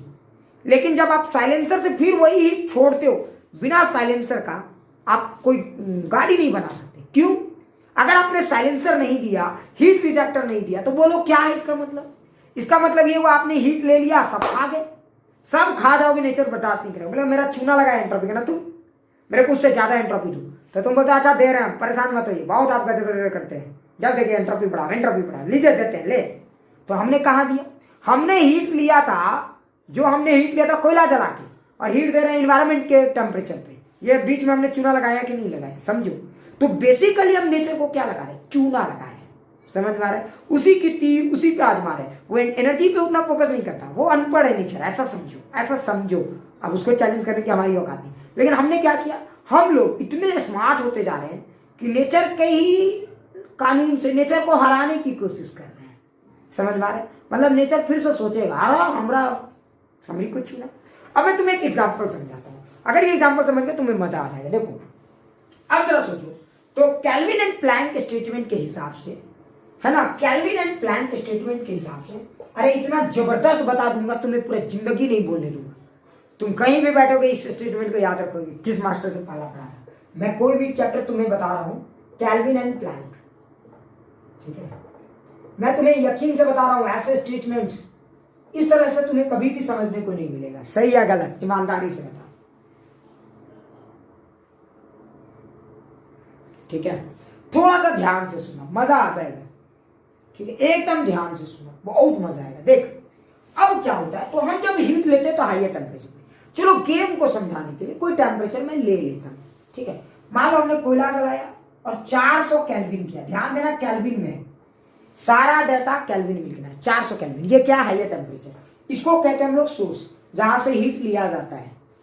हाइयर टेम्परेचर करोगे अपने आप हीट आपको मिलने लगेगा, नेचर देता है। लो हीट लो, वो लोन जैसे बैंक लोन बांटते ना, लोन लीजिए लोन लीजिए, तो जब आप लोन लेने जाते हो टैबलेट पहन के लोन लेने जाते हो, अरे दीजिए हम दे देंगे आपको, टेंशन का लेते। तो वही टैबलेट पहन के मतलब हाइयर टेम्परेचर पे लोन लेने चले गए, ताकि आपका रिकॉर्डिंग अच्छा लगे। तो आप हाइयर टेम्परेचर पे लोन ले रहे हो, मतलब हीट ले रहे हो। अच्छा मान लो 400 केल्विन पे आपने हीट ली, जरा ध्यान से सुनो, 400 केल्विन पे आपने डेटा को हम आसान बनाने के लिए 400 का ही हीट लिया हमने। 400 केल्विन पे 400 यूनिट का हीट लिया। बताओ नेचर को अभी फिलहाल कितने एंट्रोपी की घाटा हो रही है? मोटा मोटी एंट्रोपी का घाटा हो रहा है या फायदा हो रहा है? फटाक से बताओ। नेचर को अभी एंट्रोपी का घाटा या फायदा, और कितना? नेचर को एंट्रोपी का घाटा कितना हो रहा है? -1। समझ में आ गया? तो नेचर को हमने हाइयर टेम्परेचर पे हीट लिया, -1 का घाटा हो गया। तो देखो डेल एस जो हुआ वो -1, क्या अब बताओ ये हीट लेके क्या हम सब वर्क में बदल ले, सब हम गपक नारायण कर जाए, नेचर इस बात को स्वीकार करेगा? क्या नेचर इस बात को कभी एक्सेप्ट करेगा? बिल्कुल नहीं करेगा। नेचर बोलेगा हम ऐसा होने ही नहीं देंगे। एक और चीज याद रखना, फॉर्मूला फ्री जिंदगी, कोई फॉर्मूला थर्मोडायनेमिक्स में किसी को नहीं रखना है। मैं सारा इसी से करवा दूंगा, एंट्रोपी से। ये हमारी खूबसूरती, समझ में आया ना? अब मैं तुम्हें दिखाता हूं, ठीक है? तो 400 केल्विन पे हमने कितना हीट लिया? 400 का। हमने नेचर को कितने का चूना लगाया? -1 का। बहुत अच्छे। अब नेचर, अच्छा एक बात बताओ, नेचर को अगर मुझे खुश करना है, नेचर अगर चाहता है, हम लोग चाहते हैं कि इंसानियत बनी रहे, इंसान बने रहे, इंसानियत बनी रहे, वो तो बात की बात है। अगर हम चाहते हैं तो बताओ नेचर को कितना एंट्रोपी बढ़ा के देने की जरूरत है? कितना? कम से कम। उससे ज्यादा दे दो खुशी की बात है, उससे ज्यादा तो दोगे ही दोगे, लेकिन कम से कम कितना? कुछ कर लो, नाक रगड़ लो, आंख रगड़ लो, कान रगड़ लो, लेकिन इतना देने की जरूरत है, +1, है ना? तो हम चाहते हैं कि +1 तो कम से कम देना होगा भाई, इससे कम तो आपका कोई उपाय नहीं तो आपको नेचर का हंटर लगना शुरू हो जाएगा, मतलब आप कर ही नहीं सकते। अब सवाल है कि हम बताओ कम देना चाहते हैं, तो नेचर बोलेगा भैया मेरा जो हीट वाली था दो हमको। अब हम नेचर को फिर से हीट दे रहे हैं, क्योंकि जब हीट ले रहे थे उसकी एंट्रोपी डाउन हो गई थी, फिर हम जब हीट देंगे उसको तो उसकी एंट्रोपी बढ़ेगी, तो हम उसको हीट देना चाहते हैं। लेकिन अब समस्या ये है कि हम क्या 400 का 400 दे दें तो फिर हम लोग के लिए क्या बचेगा? तंबू रहा, बात समझिए। तो हम लोग काय लेने जाएंगे? बैंक से हम लेंगे और फिर सब दइए देंगे। विजय माल्या जैसा करने की जरूरत है क्या? तो विजय माल्या जैसा भी नहीं कर सकते कि आप सब ले लिए गपक नारायण करके, ये भी नहीं कर सकते। और आप एक आम आदमी ऐसे करता है बेचारा, वो लेता ज्यादा है दे देता ज्यादा है, लेता कम है देता ज्यादा। खैर अभी आगे बढ़ते हैं। तो क्या तुम 400 लोगों को 400 सब दे दोगे तो तुमको क्या फायदा मिला? तुमको कुछ फायदा मिला क्या? नहीं मिला ना। तो बताओ मैं क्या करना चाहता हूं, बताओ मुझे 1 देना है एंट्रोपी। मुझे कितनी एंट्रोपी देनी है? 1। तो बताओ उसके लिए मैं क्या करूंगा? एक नया इन्वायरमेंट ढूंढूंगा जहां पे मैं दूं। मैं जब हीट लिया तो मैंने हाइयर से लिया, क्या मैं हीट इसी टेम्परेचर पे दूं? अगर जरा सोचो मैं हीट इसी टेम्परेचर पे देने जाऊं तो मुझे इसी टेम्परेचर पे देने जाऊं तो मुझे कितना हीट देना होगा? 400। तो फिर फायदा क्या हुआ मुझे? मैं कोई यूटिलाइज कर पाया नहीं। तो जरा सोचो अगर मैं 400 से कुछ कम कर दूं, 400 से कुछ कम कर दूं, जैसे मान लो अगर मैंने 300 कर दिया, जरा सोचो तो बता कम से कम अब नेचर को कितना हीट मुझे देना होगा?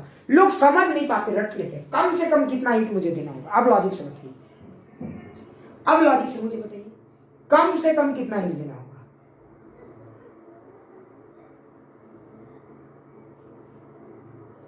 कम से कम मुझे कितना हीट देना होगा? कम से कम 300। सोचो क्यों? सोचो क्यों 300 भाई, है ना? क्योंकि यहां का टेम्परेचर देखो कितना है, यहां का टेम्परेचर है 300।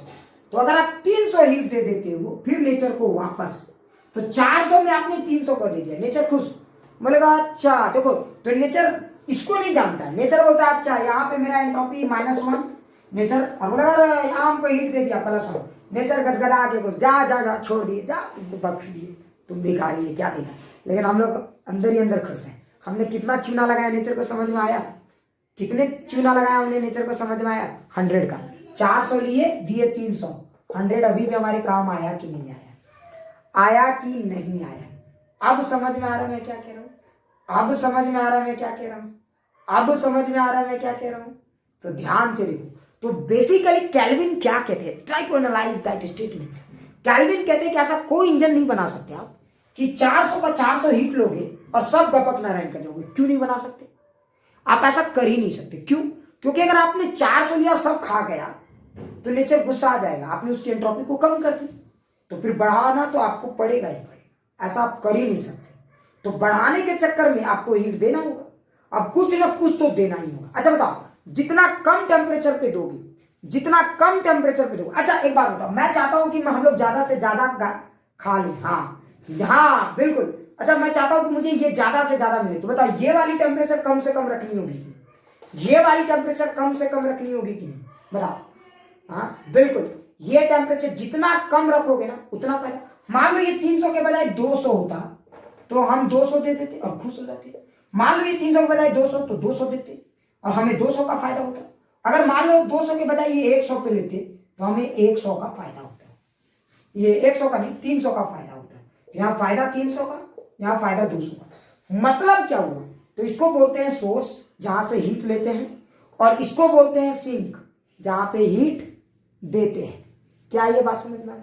जहां से हीट लेते हैं दैट इज कॉल्ड सोर्स, और जहां पे हीट देते हैं दैट इज कॉल्ड सिंक। समझ में आ गई? अब जरा गेम को समझो।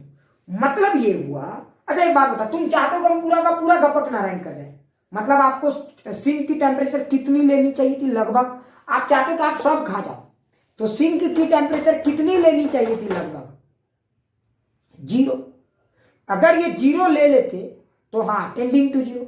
अगर आप ये 0 के आसपास ले लेते तो क्या होता?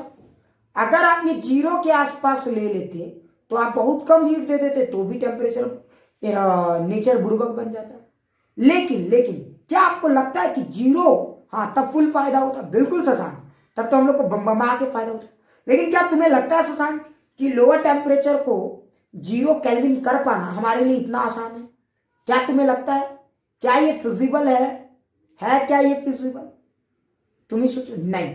तो अगर ये चीज फिजिबल नहीं है, इसका मतलब हम कभी ऐसा कर ही नहीं सकते कि हम सारा हीट लिए और खा गए। ऐसा आप कभी कर ही नहीं सकते। समझ में? It is quite impossible. क्योंकि आपका जो इंजन है, तुम ध्यान से देखो, वो रूम टेम्परेचर मतलब 10 डिग्री सेंटीग्रेड मान के चलो। 10 डिग्री का मतलब 300 केल्विन के आसपास।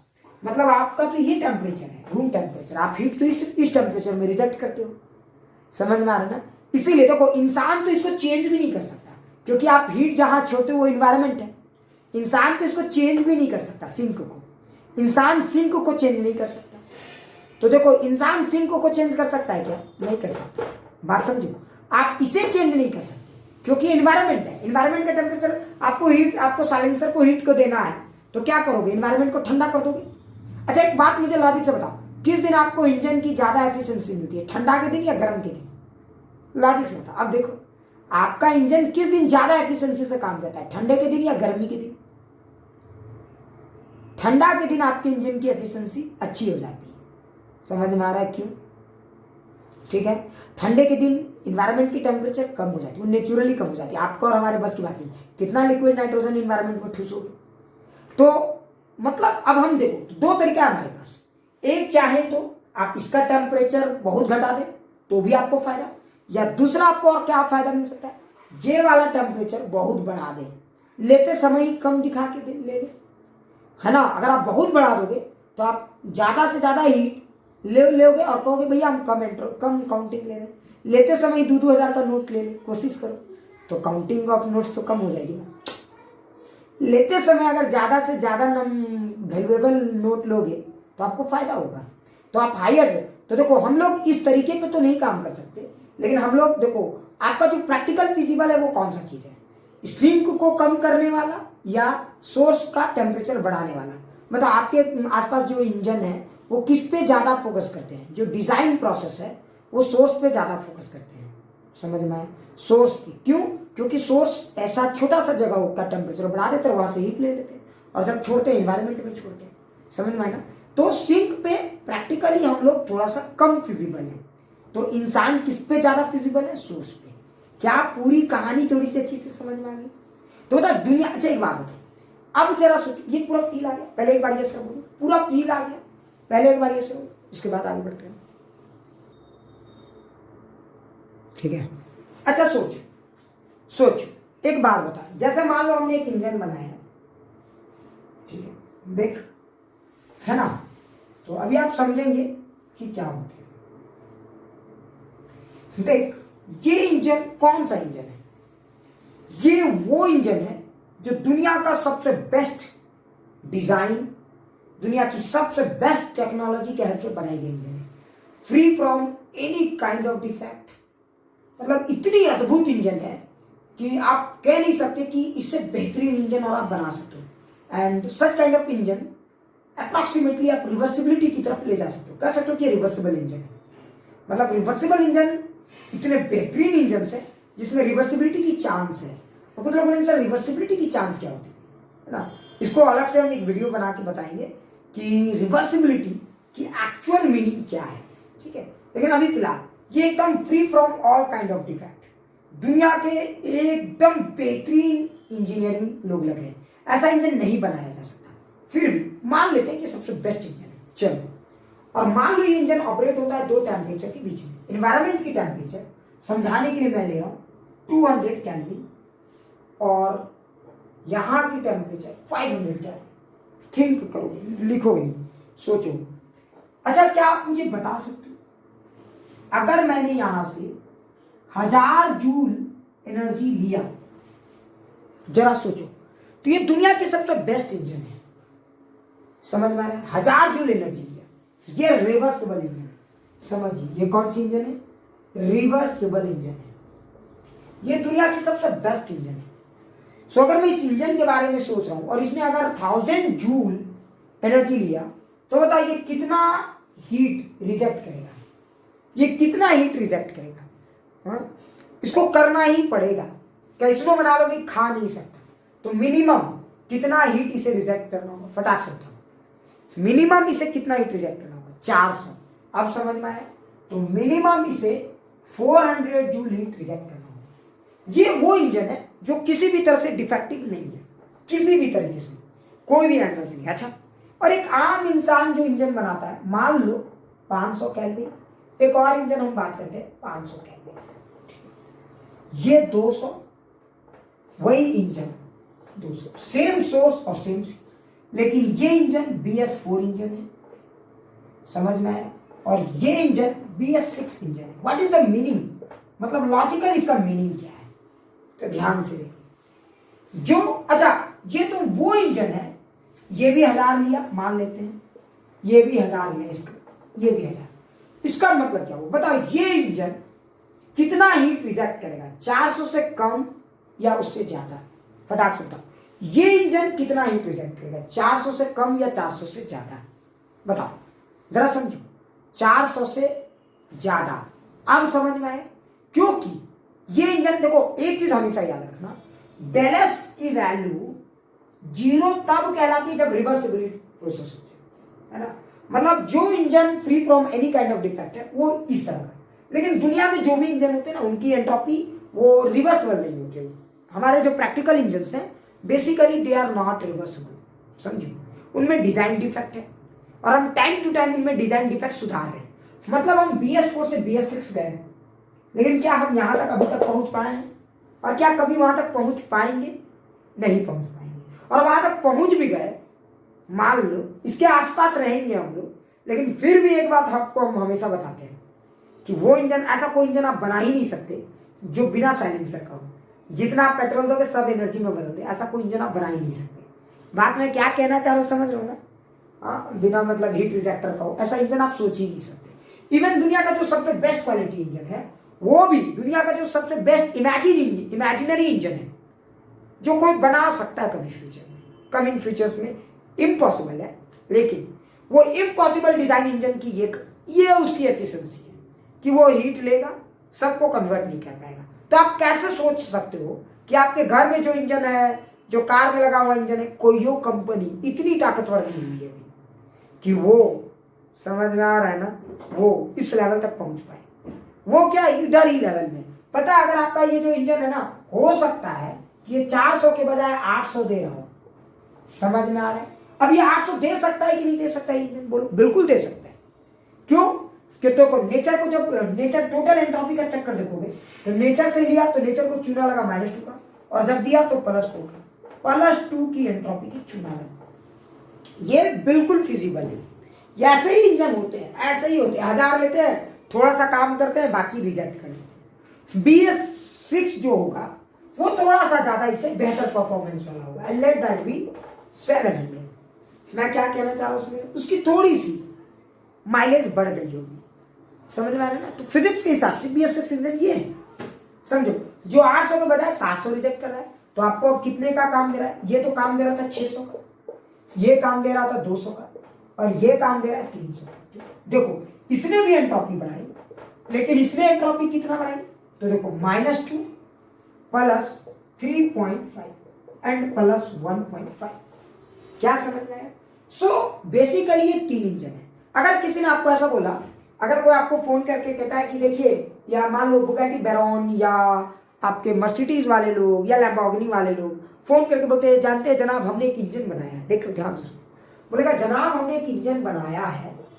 उसका इंजीनियर फोन किया, बोला हम तो पढ़े हैं कैलिफोर्निया से और हमने इंजन बनाया है, मुझे नोबेल प्राइज मिलने वाला है। ध्यान से सुनो, उसने आपको फोन करके बताया, बोला कि हमने एक ऐसा इंजन बनाया जो 1000 जूल तो लिया और दिया मात्र 100 जूल।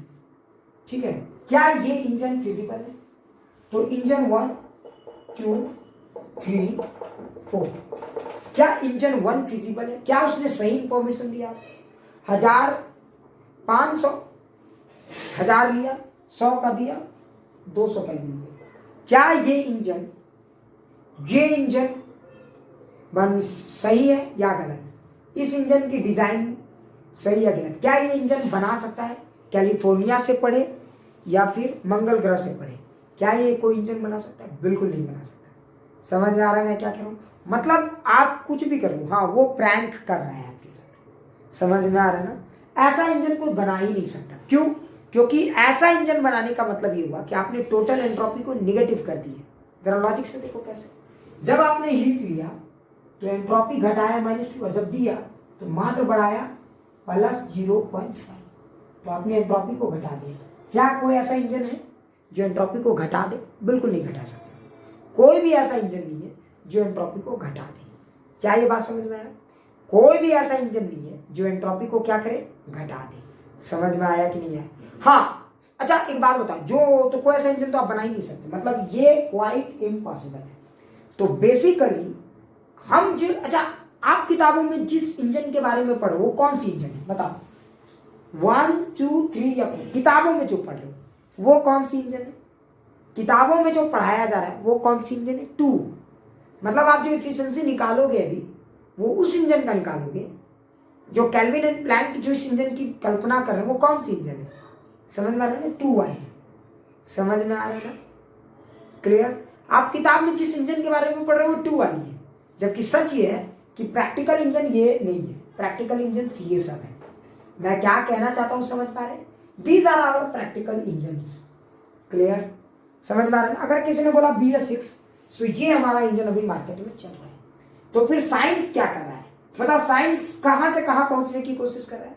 2 से 3, 3 से 4 या 3 4 2 या सब 1 की तरफ पहुंचने की कोशिश कर रहा है। ये जो इंजीनियरिंग डिपार्टमेंट है, साइंस में इंजीनियरिंग डिपार्टमेंट, ऑर्डरिंग करो कहां से कहां जाने की कोशिश कर रहा है? ऑर्डरिंग करके बताओ कि इंजीनियरिंग डिपार्टमेंट कहां से कहां जाने की कोशिश कर रहा है? तो इंजीनियरिंग डिपार्टमेंट 3 से 4 और 4 से 2 की तरफ जाने की कोशिश कर रहा है। मतलब साइंस ने क्या किया? साइंस ने लिमिट लगा दिया है कि आप इससे बेहतर इंजन नहीं बना सकते। समझ रहे? साइंस ने ये लिमिट लगा दी, मतलब इसके बाद का इंप्रूवमेंट आप कर ही नहीं सकते। आप कुछ भी कर लो, साइंस ने आपको बता दिया। फिर टेक्नोलॉजी वाले लोग क्या कर रहे हैं? कोशिश कर रहे हैं कि डिजाइन बाय डिजाइन हर बार हम डिजाइन में इतना इंप्रूवमेंट करें कि हम इस जगह तक पहुंच जाए। समझ में आया? So that the main role of technology in this game. क्या अब थोड़ी थोड़ी बातें समझ में आ रही है? क्या अब आपको थोड़ी थोड़ी बातें समझ में आ रही है? क्लियर? मजा आ गया होगा इस टॉपिक को देख के। देखो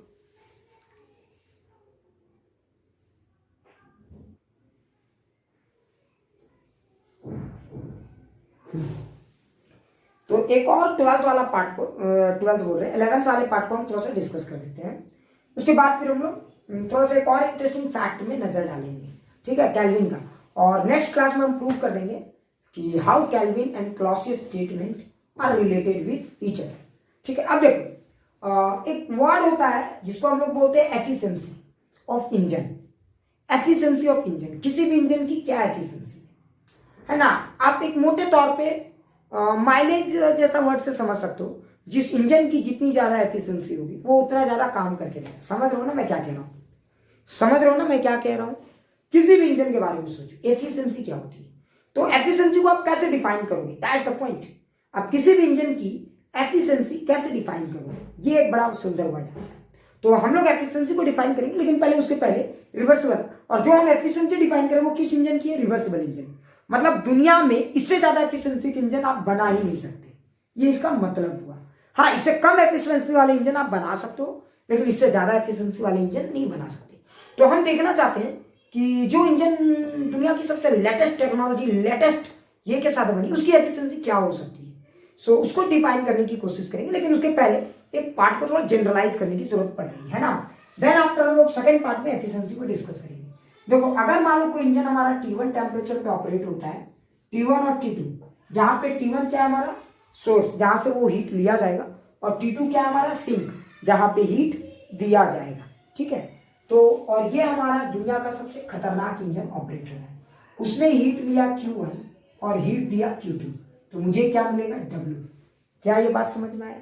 ये W क्या है? वर्क जो मुझे मिल रहा है। अच्छा बताओ, इसमें जो माइलेज आपकी गाड़ी को मिल रहा है वो कहां से मिल रहा है? Q1 से, Q2 से या W से?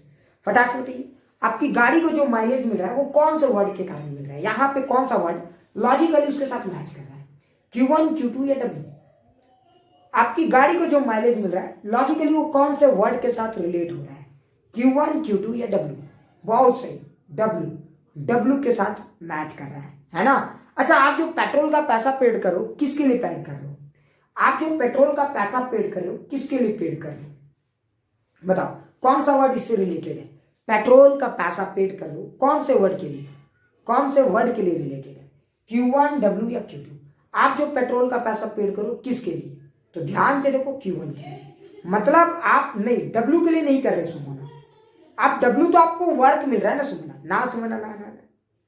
आप सोचो सुमना, जरा फील करो, आप पेट्रोल दो अलग अलग गाड़ियों में भराओ, क्या दो अलग अलग गाड़ियों में अलग अलग माइलेज मिलता है? तो क्या आप अलग अलग पैसा पेड करते हो? बिल्कुल नहीं, आप पैसा सेम पेड करते हो। समझो, आप 1 लीटर पेट्रोल डालाओ इसमें और 1 लीटर इसमें, आपको सेम पैसा पेड करना पड़ेगा। मतलब you are paying money for this Q1, है ना। हाँ, वो जो पेट्रोल की हीट वैल्यू है, कैलोरीफिक वैल्यू है, आप उसके लिए अमाउंट पेड कर रहे हो। क्या समझ में आ रहा है सुमना? क्या समझ में आ रहा है जो मैं कह रहा हूं? So you are paying money for this amount. Clear? हाँ, आपने पेड किया। अब आपका गाड़ी का इंजन का एफिशिएंसी कैसा, उस हिसाब से आपको माइलेज मिलेगा। तो फिर सवाल उठता है, Q2 क्या है? Q2 वो सब हीट है जो रिजेक्ट हो रहे हैं एनवायरमेंट में, चाहे वो इंजन के हल ये से हो रहे हैं या फिर साइलेंसर के हल से हो रहा है। मतलब ये वेस्टेज ऑफ एनर्जी है। बेसिकली ये क्या है? वेस्टेज ऑफ एनर्जी है। अच्छा, so basically Q2 is wastage of energy. अच्छा, अब जरा सोचो, तो Q1 हमने पैसा पेड किया, Q2 वेस्टेज ऑफ एनर्जी है, W एफिशिएंसी है। तो हम हमेशा क्या चाहेंगे? अच्छा, एक बात बता, जब आप गाड़ी खरीदने जाते हो तो गाड़ी का डिजाइन वो सब तो काम का है ही, एक फोकस रहता है, लेकिन एक फोकस आपके दिमाग में और रहता है कि गाड़ी की माइलेज जितनी अच्छी हो। क्यों? क्योंकि आप चाहते हो कि जितना कम से कम पैसा में आपको ज्यादा से ज्यादा डिस्टेंस कवर करने का मौका मिले। चाहते हो कि नहीं चाहते, ये बताओ। अरे आप ऐसा चाहते हो ना भाई? हाँ, सोचो, क्या नहीं चाहते? चाहते हो कि कम पेट्रोल डलाए, मतलब कम पैसा पेड करें और ज्यादा चले। तो जरा सोचो, एफिशिएंसी किससे रिलेट होना चाहिए? बताओ, एफिशिएंसी किससे रिलेट होना चाहिए? एफिशिएंसी की फॉर्मूला क्या होनी चाहिए? तो अगर आप जरा ध्यान से देखोगे तो what should be the formula for the efficiency of any engine? किसी भी इंजन की एफिशिएंसी क्या होनी चाहिए? तो एफिशिएंसी बेहतर मानी जाएगी किसी भी इंजन की कब? जब ज्यादा से ज्यादा वर्क मिले तब।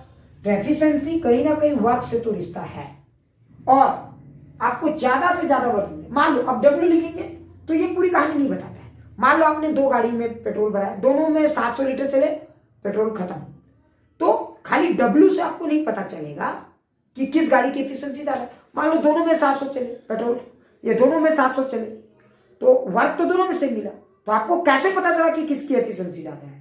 तो आपको एक और वर्ड देखना होगा। क्या देखना होगा? कि 700 ये जो चला तो कितना पैसा पेड किया तब 700 चला, और इसने कितना पैसे का पेट्रोल डाला है तब 700 चला। बात समझ में आ रहा है ना? तो अगर दोनों को चेक करना है तो क्या करना होगा? तुमको यूनिटरी मेथड में जाना होगा। यूनिटरी मेथड में कि 100 रुपये इसमें भी डाले, 100 रुपये इसमें भी डाले, 100 रुपया में ये कितना चलता है और 100 में ये कितना चलता है, तब हम कहेंगे कि इस इंजन की एफिशिएंसी बेहतर है। समझ रहे हो ना? सो आप सिर्फ W से डिफाइन नहीं कर सकते। हो सकता है कि ज्यादा किसी इंजन में ज्यादा तेल डाल दिया हो आपने, इसलिए ज्यादा चला हो, तो इसका मतलब ये थोड़ी है कि वो इंजन की एफिशिएंसी ज्यादा अच्छी है। समझो, है ना? तो आपको ये भी देखने की जरूरत है कि Q1 आपने क्या दिया, है ना? और आप सोचो, Q1 जितना कम और जितना W ज्यादा मिले उतनी अच्छी एफिशिएंसी क्या रहेगी। क्यों? क्योंकि जितना Q1 कम होगा आपको उतना कम पैसा पेड करना पड़ेगा। जितना कम पैसे पेड करना पड़ेगा आप कहोगे वाह बड़ा बढ़िया इंजन है, हमारा प्यारा इंजन है, दुलारा इंजन है ना। तो in this way you can define the formula for efficiency. क्या ये सबको फील आ गई? सो इस तरह से आप एफिशिएंसी को डिफाइन कर सकते हैं। क्लियर? अच्छा, अगर आपने एफिशिएंसी को इस तरीके से डिफाइन किया, then another words comes in our mind is what, है ना। ये तो एफिशिएंसी की फॉर्मूला है, बहुत अच्छा। लेकिन तुम एक और चीज ध्यान से देखो, ये हो गया एफिशिएंसी इज W/Q1। अब मैं W को क्या लिख सकता हूं, थोड़ा ध्यान से देखो।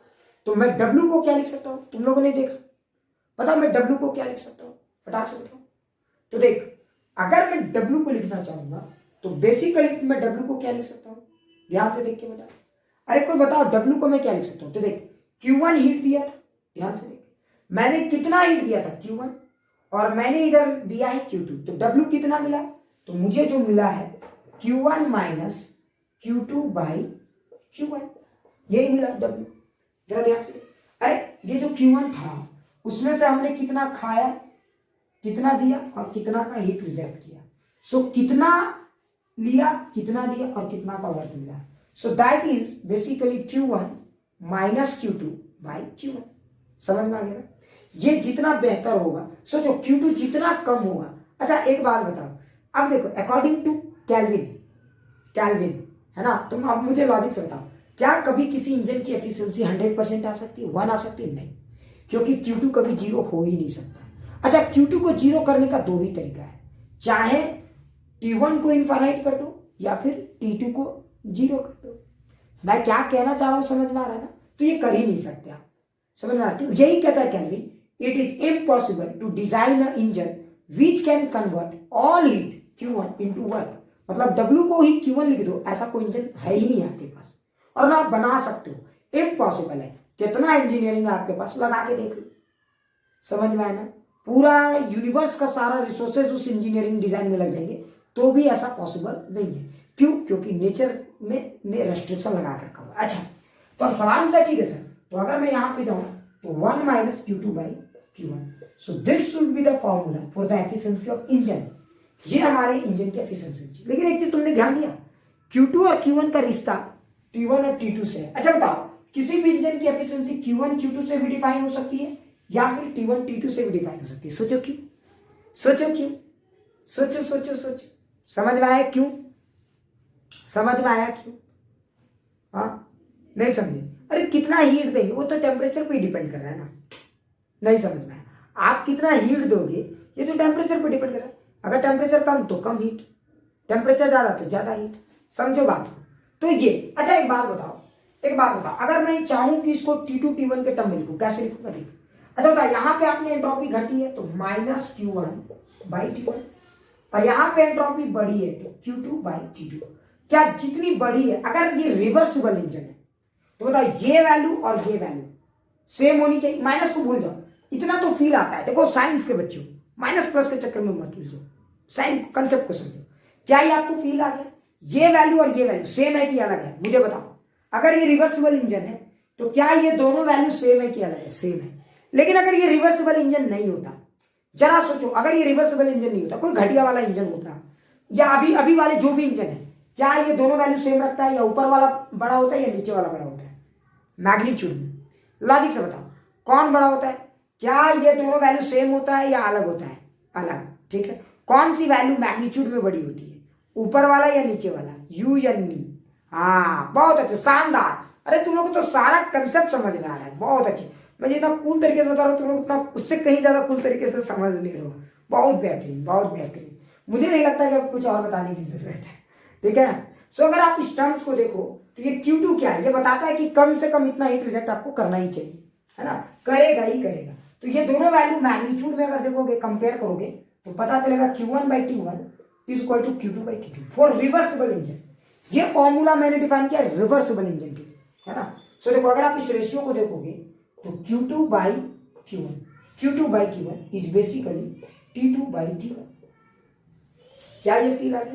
तो Q2/Q1 इज बेसिकली T2/T1।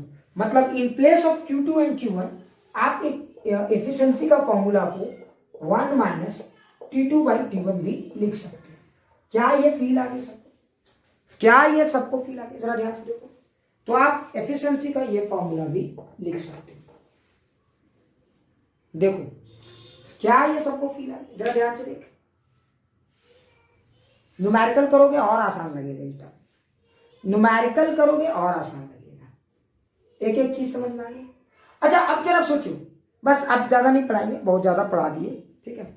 आराम से देखो, ज्यादा और नहीं इसमें हम तुम लोग का टाइम लेंगे, ठीक है। अब मुझे भी थोड़ा सा ये होने लगा है, तो टेंशन मत लो। अब मेरा भी एनर्जी लेवल देख के समझ में आ गया, ठीक है। ये सब टॉपिक्स ना इंटरेस्ट से पढ़ने का है। जब तक खाली मतलब जबरदस्ती कोर्स कंप्लीट करने के लिए ये सब टॉपिक नहीं पढ़ना चाहिए। कम से कम ये सब बहुत मजेदार टॉपिक्स है। मतलब एक एक चीज तुम्हारे साथ मैच करेगा। तुम देखो, अब तुम चेक करो तो तुम्हें समझ में भी आएगा कि क्या ये तुम्हारे फीलिंग के साथ मैच कर रहा है। बिल्कुल। देखो अगर सोचो कि तुमने T2 की वैल्यू 0 ले ली तो क्या होगा? देखो T2 की वैल्यू 0 ले लोगे तो efficiency coming out to be 1। समझ में आया? यानी T2 की वैल्यू 0, मतलब जहां सिंक को 0 कर दोगे तो मतलब हीट को तुम लेके पचा जाओ, थोड़ा बहुत इतनी सी हीट दे दो, इतनी सी हीट दे दो, कोई फर्क नहीं पड़ता, एफिशिएंसी बिकम्स 1। यही चीज हम पहले से पढ़ रहे हैं। समझ में आया कि नहीं आया? एफिशिएंसी समझ में आ गया? एफिशिएंसी समझ में आ गया? या फिर एफिशिएंसी 1 को करने का दो तरीका है। तो देखो आप एफिशिएंसी को T2 को अगर आप टेंडिंग टू 0 कर दो, या फिर T1 को टेंडिंग टू इंफिनिटी कर दो। समझ में आया? T2 को टेंडिंग टू 0 कर दो, यानी कि सिंक को बहुत कम कर दो टेम्परेचर, या फिर सोर्स का टेम्परेचर बहुत हाई कर दो। समझ में आ रहा है ना? इन दोनों सिचुएशन में आपको एफिशिएंसी टेंडिंग टू 1 मिलेगा, और दोनों सिचुएशन प्रैक्टिकल लाइफ में इम्पॉसिबल है। क्या ये बात समझ में आ गई? क्या ये बात समझ में आ गई? और देखो तुम्हें एक और बताता हूं, अगर आप ये रिवर्सिबल इंजन की एफिशिएंसी है, ये रिवर्सिबल इंजन की एफिशिएंसी है, मतलब हम लोग जो इंजन को डिजाइन करके यूज करते हैं, क्या उसकी एफिशिएंसी इससे कम होनी चाहिए या नहीं? क्या उसकी एफिशिएंसी इससे कम है या ज्यादा है? हम जिस इंजन को डिजाइन करके हम लोग यूज करते हैं, क्या उसकी एफिशिएंसी इससे कम है? बिल्कुल, उन सारे इंजनों की एफिशिएंसी इससे कम है। क्या अब समझ में आ गया? क्या अब आपको थोड़ा थोड़ा फिजिक्स समझ में आने लगा है कि ये कैसे काम करता है? तो इस तरह से मैंने आपको हीट इंजन का एक ओवरऑल आइडिया डेवलप कर दिया है।